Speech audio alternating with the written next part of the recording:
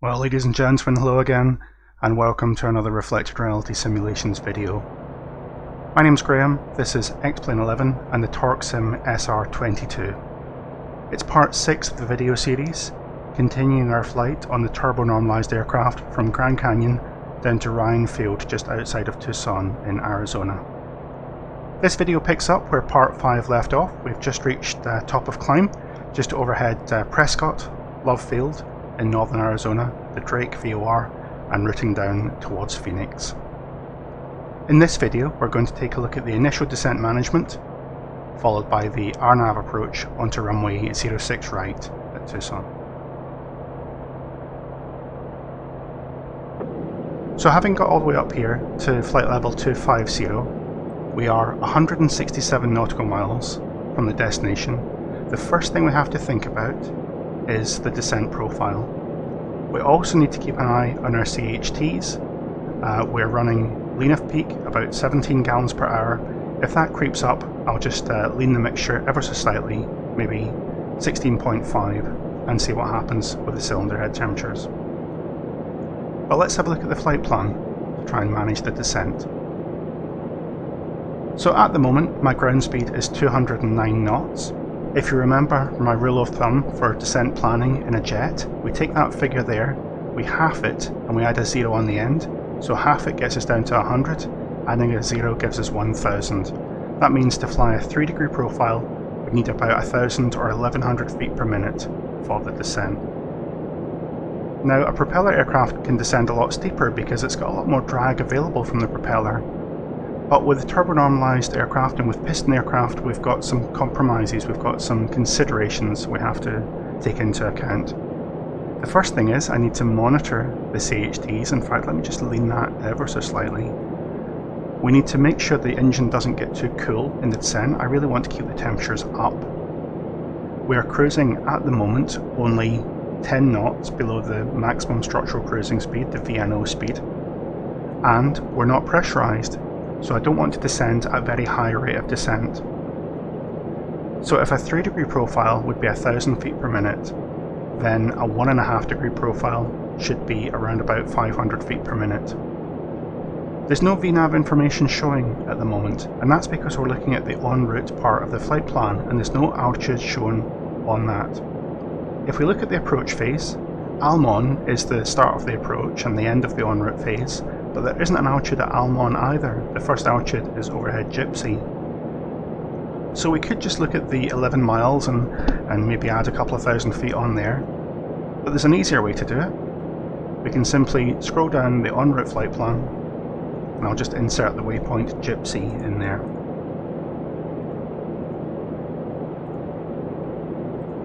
If I put in Gypsy, and then I go to this field here, I can simply put 7000 on the en route flight plan, and that gives me a descent profile over ALMON. Now, I've got no intention of flying ALMON to Gypsy. On the en route phase, we'll activate the approach when we're direct to ALMON, but this just gives me a descent that I can work with.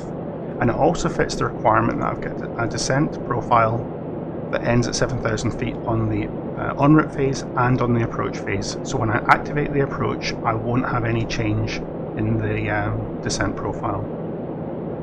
It's calculating 2.5 degrees, so let's go into the VNAV profile setting here, and I'm going to change that from the 2.5 that we said to approximately 1.5. That gives me, at the moment, at the current speed, 548 feet per minute, and the top of descent is in 9 minutes time. So I'm happy with that.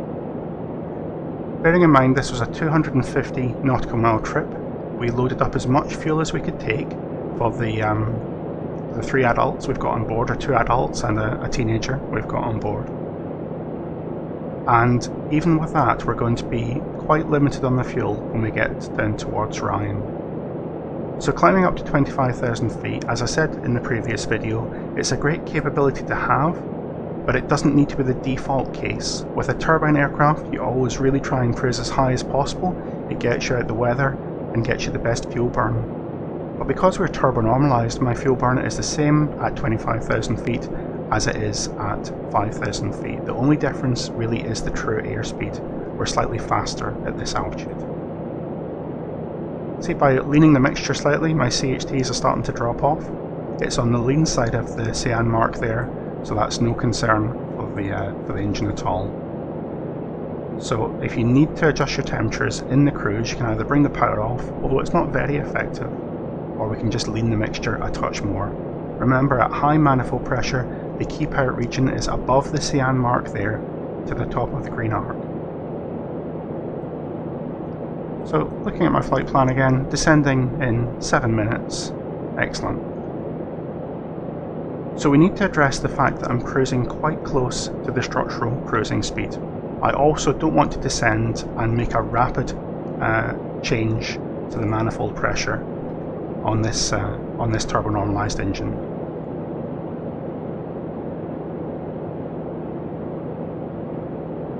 The reason for that is if I bring the engine description, the engine schematic up here, it's easy to understand that this 29.4 inches of manifold pressure, that's sea level manifold pressure.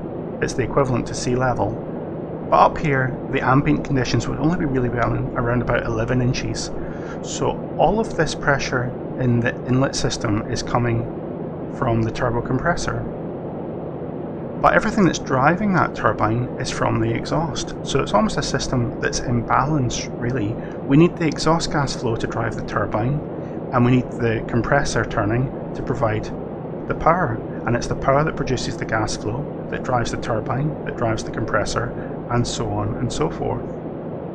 Now at lower altitudes, it wouldn't really be a concern because there's enough ambient pressure before the turbocharger to sustain the engine.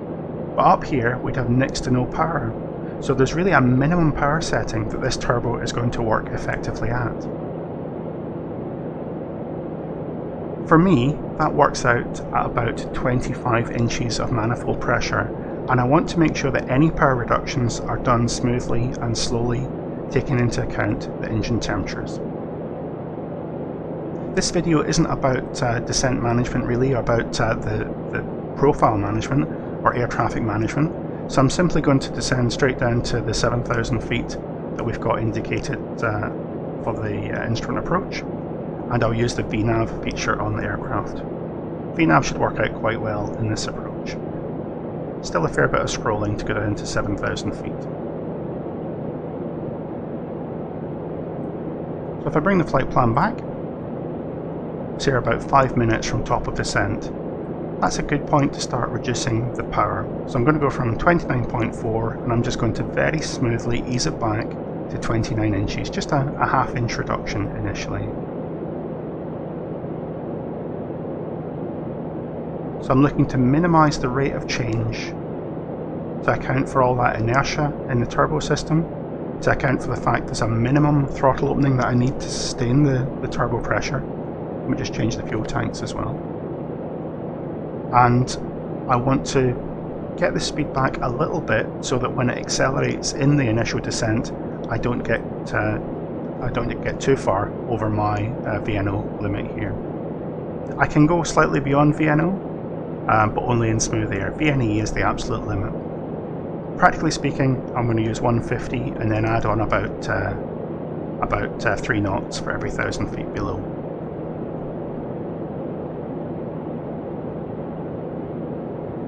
So 4 minutes to the top of descent, I'll make another smooth reduction, coming back to 28 inches. And as I said, I'm trying to get it back to 25. It should still run fairly smoothly at 25. I don't want to go much below that. I use 25 as my descent manifold setting. And although this seems like a little bit of work at the moment, once we've got it set, that's all we need to worry about. We don't need to adjust it at all during the descent. It's always worth checking when you've made an adjustment that your fuel flow is in the correct place. For me, 2500 RPM, 25 inches of manifold and 15 gallons per hour on the fuel flow seems to work out perfectly for the descent.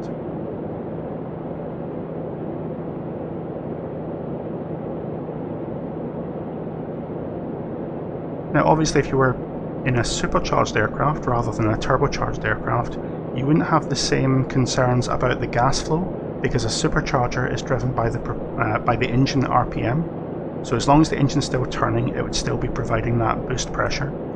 But on the turbocharged aircraft, you have to be aware of the exhaust gas flow. You've got to keep that exhaust gas flow up, otherwise you don't have the boost pressure. You don't want to make any rapid changes up here. It gets quite exciting. If you want to try it at 25,000 feet and then bring the power off to 20 inches, it'll get exciting quite quickly. Make another smooth reduction down to 27 inches.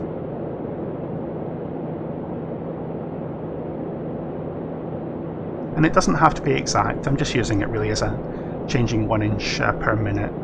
You see, it's not making a huge difference on the cylinder head temperatures, and that is exactly what I'm looking for. I don't want a rapid change at all.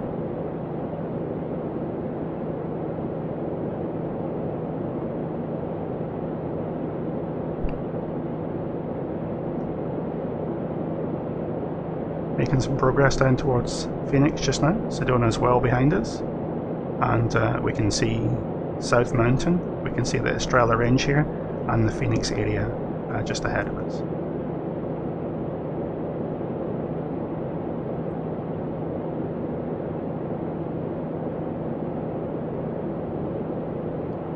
Another slight reduction back to 26 inches. And when we get to about a minute to top descent, we should see the vertical descent information on here. I'm going to put the aircraft into VNAV just now, so we've got VPath initiated, and we'll check to make sure it does descend on that. And it should give us between 500 and 600 feet per minute, which is exactly what we're looking for. Now obviously as we descend, the airspeed will increase because I'm not going to make a significant power reduction once we start the descent. I may have to bring it back to 24 inches momentarily before going back to 25. But this is the point where you're really on the raggedy edge of what this engine airframe combination is capable of doing. See, less than 1 minute to go, we've got the vertical descent profile. We've got the vertical speed required, and we've got VPath in white and initiated. So I'll make one more reduction, and we've got to be very careful with this one. Make sure we get back to 25 inches. And I'll just nudge the... You see it's getting even there, it's a little bit marginal. I'll just back the fuel flow off ever so slightly. So at 25,000 feet, this aircraft is quite touchy. You've got to be careful with it. It'll get better as we get lower down. There's Alt Select, 7,000 feet. It's targeting the vertical speed required, and the speed's increasing. My joystick throttle axis isn't the cleanest, so you will see it dance around a little bit. Some of that will be the aircraft, and some of that will be my throttle axis.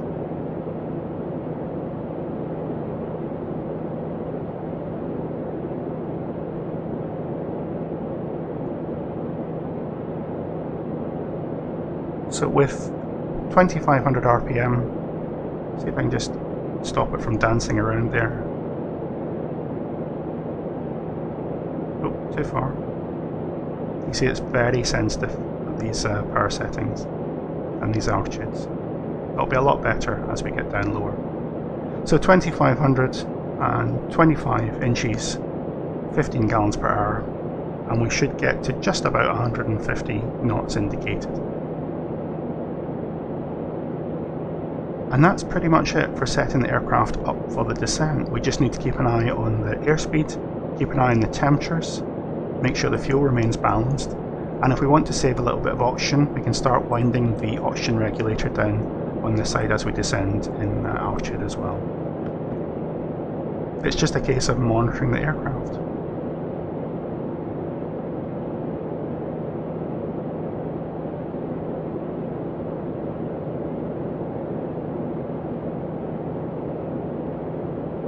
See, even at the moment, it's becoming a bit more stable just as we get down to 24,000 feet.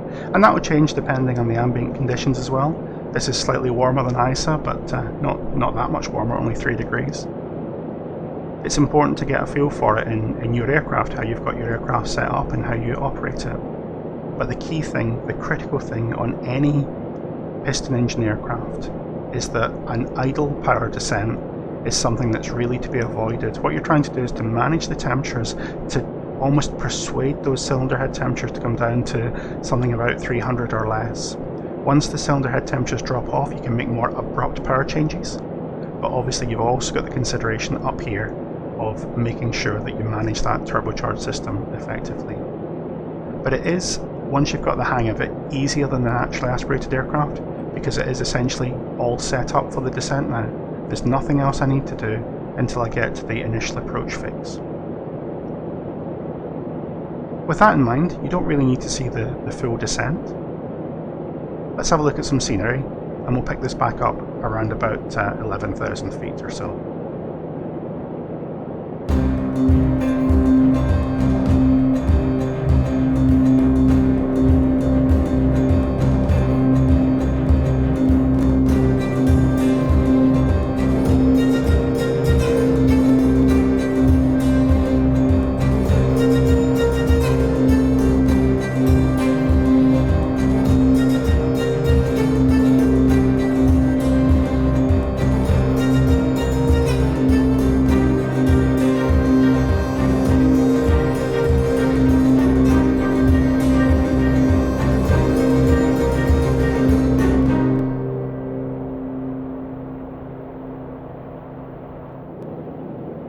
Okay, so here we are, just descending down towards 11,000 feet.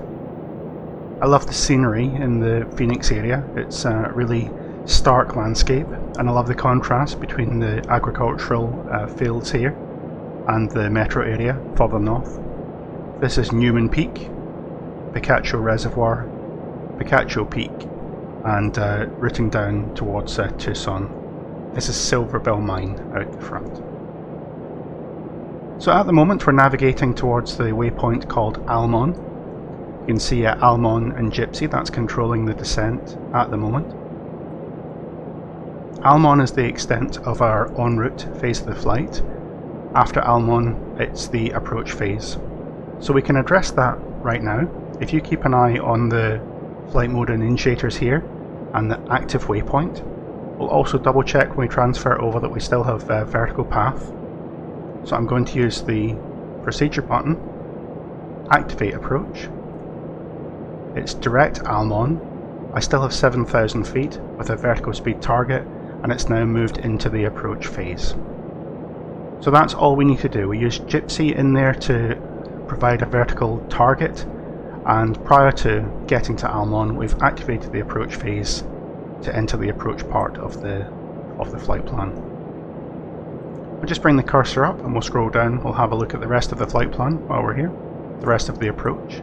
Again, this isn't an approach tutorial, but rather just learning the engine management.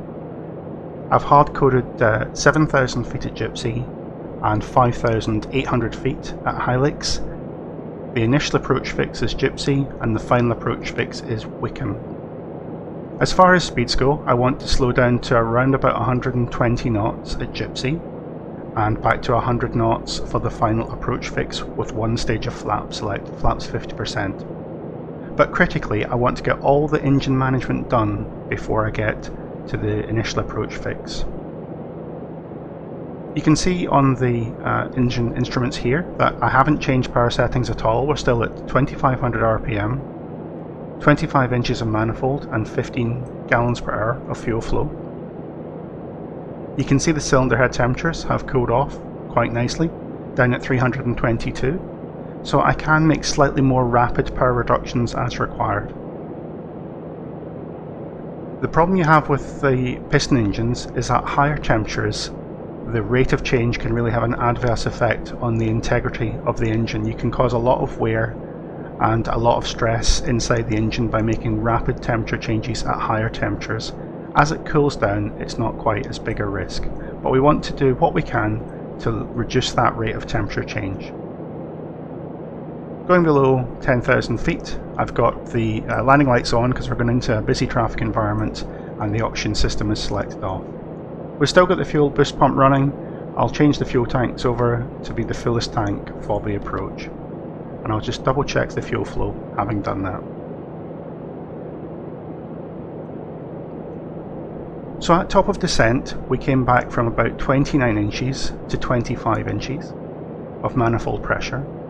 and I'm going to make another 4 inches reduction as we get towards the initial approach fix. I'm going to come back to about 21 inches. I'm also going to have to move the fuel, the mixture control forward. I'll do that with the key bindings, and that will increase our fuel flow.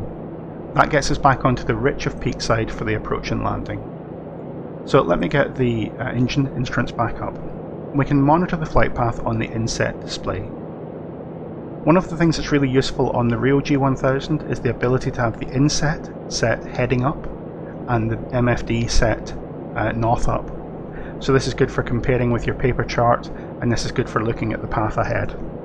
We don't have that luxury in X-Plane. I prefer north up just because it more closely matches with what I have on the charts.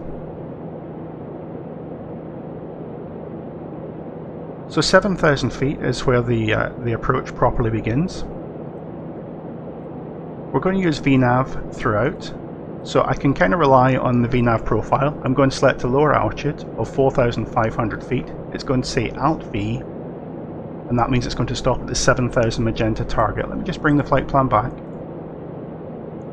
So we've got 7,000 at Gypsy, 5,800 at Helix. This magenta value will drop down. Alt V means it's going to stop at the 7,000, and Alt S means it should stop at the 4,500. Let me just make a slight power reduction back to about 24 inches, 23.5 inches. X-Plane can get slightly confused by this. It's only supposed to use the blue target when it's in vertical speed mode, but it will still stop at the magenta. That's not correct behaviour according to the real G1000. We can fix that by any time we're finished with VNAV, just click the cancel VNAV button here, and that will remove the magenta target. Just a little gotcha to watch out for there. So turning at ALMON, and we're 10 miles away from Gypsy. Bring the heading bug back to the top. I'll make another slight power reduction. And note this power reduction isn't really making a huge change to the airspeed. We're still using that 1.5 degree descent profile. Ahead of us here, this is Kit Peak. You can see just out the front. And there's Marana Airfield over here and Pinal Air Park behind us.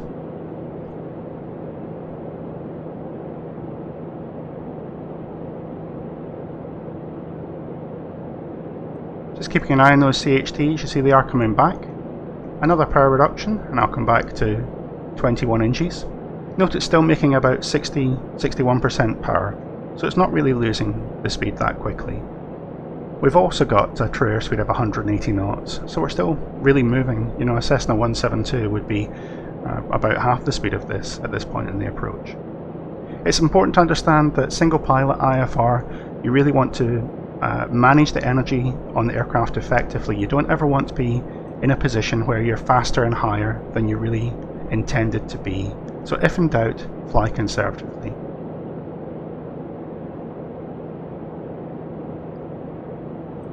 You see most of my CHTs are now down to around about 300.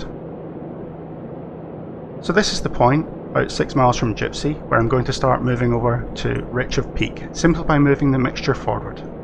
I'll use the key bindings so we can watch the effect on the engine instruments. And unlike the naturally aspirated aircraft, I'm going to almost double the fuel flow. That means adding all that extra fuel, I will have to give it a little bit more air as well to keep everything in balance. So as I enrich the mixture, I'll need to nudge the power lever slightly forward. Let's have a look at that in practice. So I'll give it a couple of gallons per hour, and note the fuel flow increases into that previous keep out region, but because my manifold pressure is nice and low, that's not causing me any issues. It's not making enough power for the wrong fuel flow to have a negative effect. You can see as I increase the fuel flow, the percentage power drops off. So I'll just reset the power lever to 21 inches there. Another couple of gallons per hour. And this obviously has quite a cooling effect on the engine. That's why we wanted to pre-cool it, if you like, in the descent.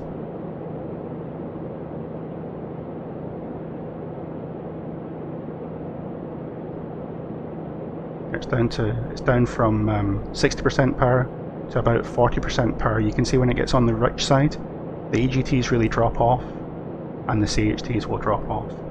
So we don't want to make that transition from lean of peak to rich of peak at a very low manifold setting. It can cause a few issues in there. So the mixture is now fully rich. I've got control over the power with the power lever, and we can simply focus on flying the aircraft. So rich of peak configured just as we get to Gypsy, which is what I'm really looking for.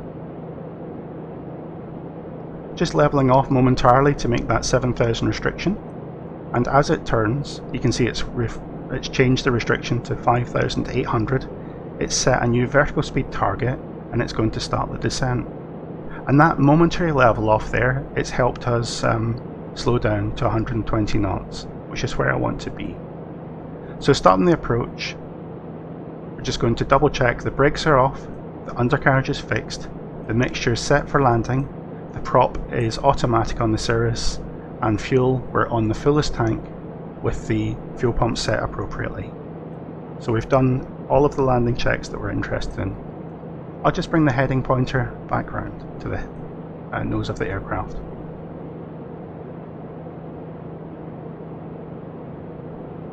You see I'm still roughly at that 21 inches that I had set previously. It's descending at a comfortable 250-300 feet per minute. All is well. I could fly this a lot steeper. Now that I've got the energy state back, I could fly a 3-degree profile quite easily. But what I'm really interested in doing is flying the approach at the correct speed and keeping some power on. As I bring the power off, you'll see the CHTs will drop into the white bands, and that may be unavoidable for this part of the approach. But really, I don't want my engine to get too cold. I want to always make sure that it's there and ready to go in the event we have to fly a missed approach.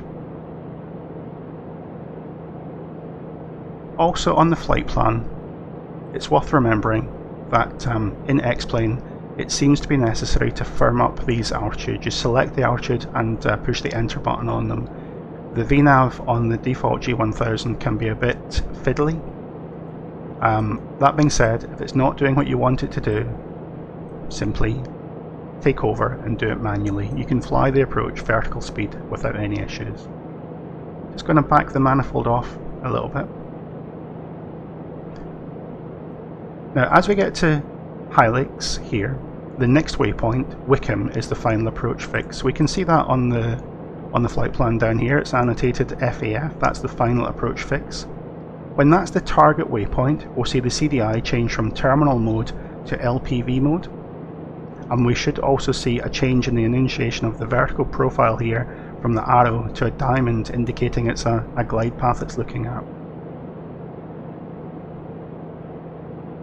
So as we level, it may level at 5,800, it may turn and continue the descent, but I'll allow the aircraft now to slow down to about 100 knots. 120 knots for the initial approach to the intermediate approach, and 100 knots for the final approach. You can see that temperature has dropped off on the number 2 cylinder there.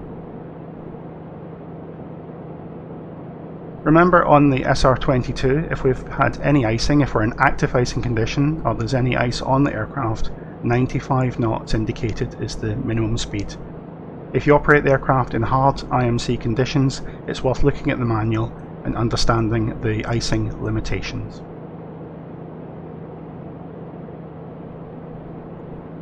You see all the cylinders have dropped off now. So imagine flying a higher airspeed with a lower power setting on a steeper approach. It would be even worse than that. 1.5 miles to go to Helix. There's Ryan, there's Tucson, and Davis Month and the desert storage facility for the US Air Forces over here. So yeah, leveling at 5,800, it's just lifted the nose ever so slightly. That's going to let the speed come back. And let's keep an eye on what happens on the PFD here.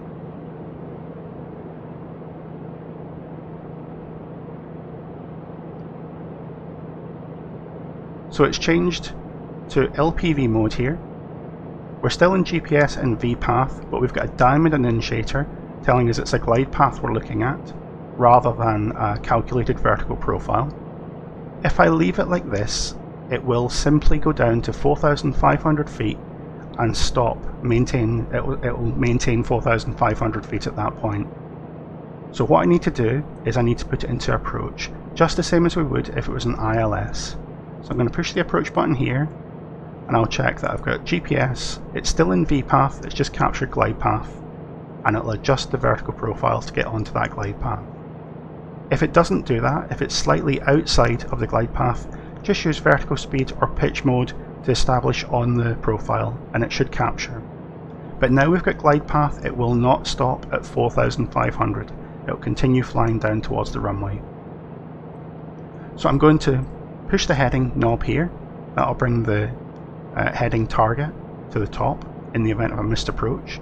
And I also need to set my altitude to the missed approach altitude of 7,000 feet. So we capture the glide path or the ILS, we bring the heading pointer around, and we set the missed approach altitude. I'm still flying down the approach with the flaps in the up position and my temperatures have dropped off. So let's fix that. I'll set the flaps to 50% and I'll make a power increase to keep us at 95 to 100 knots.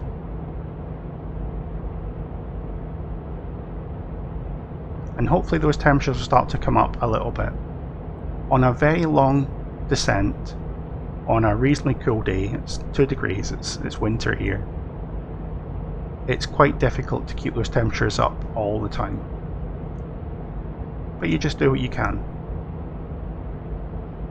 The great thing about it, with all the automation we've got on the service with the Garmin Autopilot, it's all fairly relaxing. I'm making power changes, configuration changes, and managing the aircraft. Now that may seem like cheating a little bit, but remember we're flying single pilot, high performance piston IFR, so we want to make use of all the tools that we've got available. So the final approach fix is 4,500 feet. We're about to sequence over Wickham, so Wickham to the missed approach point, 4,500 feet. So the profile's looking spot on. We could maintain this profile all the way down to the instrument minimums, maintain this speed down to instrument minimums. However, because we're in visual conditions, I'll probably slow down no lower than 3,000 feet. That's about 500 feet above the field. There's no point in rushing these things. One of the oddities on this approach, and I think it's quite common on RNAV LPV approaches in the US, is the missed approach point is just before the runway. Normally your missed approach point would be overhead the runway threshold, but in this case we've got it slightly before. When we get to the missed approach point, we've got to make sure the autopilot's out and have the flight directors off, because we don't have any guidance, really, any reliable guidance that we can verify now that will take us from the missed approach point to the runway. The guidance is for the missed approach. To prepare for taking it all out, I'm going to put the yaw damper off just now, make sure that part of the FMA is clear there. If we're flying this in IMC conditions, I would be double checking the heights and the distance to the missed approach point to make sure that our vertical profile is correct.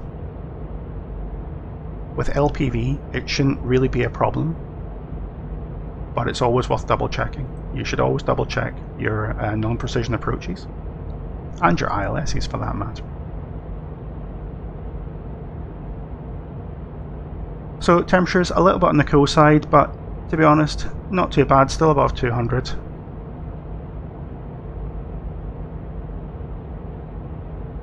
We're about 1,000 feet above the airfield just now, so I'll take the final stage of flap and make a power increase. I'm looking for 80 to 85 knots over the threshold. So with the final stage of flaps selected, just to double check, the brakes are off, undercarriage is fixed, mixture is set for landing, fuel is on with the boost pump selected. We're all good.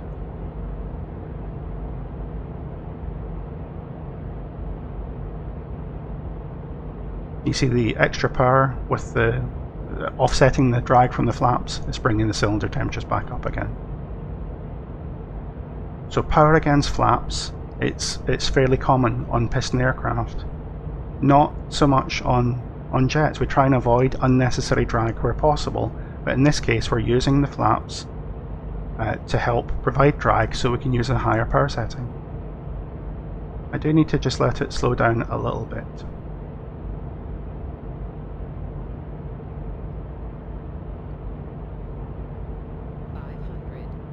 "500 feet above." About half a mile from the missed approach point. We're obviously visual, so I'm going to take the autopilot out, and I'll also disconnect the flight directors and just fly it. There's no PAPIs on 06 right here at Ryan, but you'll notice on the PFD I do still have some sort of guidance. It's taking us down towards the runway. I honestly can't remember if that's realistic or not. It's always a visual maneuver. You do it by looking out the window. Don't fly visually staring at the PFD. Try and look at the profile, the picture to the runway, the aspect of the runway presenting in the windscreen, and take it from there. I'm a few knots fast, so I'll make a slight power reduction.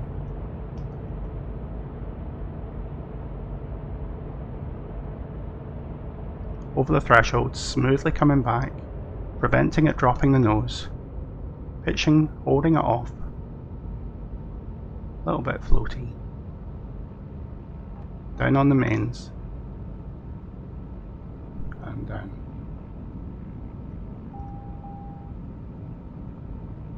So my toe brakes are simply on a button on the joystick. They're a bit snatchy. I'll try and get some aft stick in to keep the weight off the nose and make a brake application. And there we go, we're going to vacate off to the right. And one of the things that is slightly frustrating in X-Plane is the way it draws the runway textures. The touchdown zones are not really a reliable length in this version of X-Plane because it essentially stretches the textures across the runway. So although we floated a little bit further than was ideal, I was carrying a little bit more speed, it was still a perfectly safe touchdown. It's quite a tricky aircraft to land sometimes because of the visual picture. But vacating the runway, flaps up, I can have the landing lights and the pitot heat off, and we'll flick the fuel pump off. Obviously you could do that by feel, you wouldn't need to look down in the real aircraft. So as we taxi in, bringing the series to a close, I really hope you've enjoyed watching the videos as much as I've enjoyed making them. I make the sort of videos that I personally would want to watch, trying to show practical flying inspired by real life techniques, or reality reflected in the simulator. But for some people this year, reality isn't a great place to be. 2020's been difficult for everybody. I don't ask for sponsorships or memberships for the channel because I make the videos for fun, I make them for enjoyment. If you've enjoyed watching the series though, and you would like to show your appreciation, I'd be very grateful if you'd consider one of the charities linked in the video description. We're heading into a festive season with perhaps slightly less enthusiasm for this quiet Christmas compared with last year. But remember, there's people out there who've got nothing, absolutely nothing. There's families that can't put food on their tables, never mind Christmas presents. And there are people out there who've lost everything this year, and they don't know where to turn. So a single dollar, or a pound, or a euro could make a difference. And finally, if you're watching this video and you're facing an uncertain Christmas period alone, an uncertain winter alone, it doesn't have to be bleak. There's always people out there to talk to. Talk to people on the internet, talk to people on the telephone, talk to people in person, talk about airplanes or sport or games. There's always somebody you can talk to, and most importantly, there's always somebody out there that will listen and will understand. Thanks for sticking with the channel through 2020. I hope you've enjoyed the videos I've put out, and have a happy Christmas, stay safe, and I do hope you'll tune in again soon. Thanks for watching.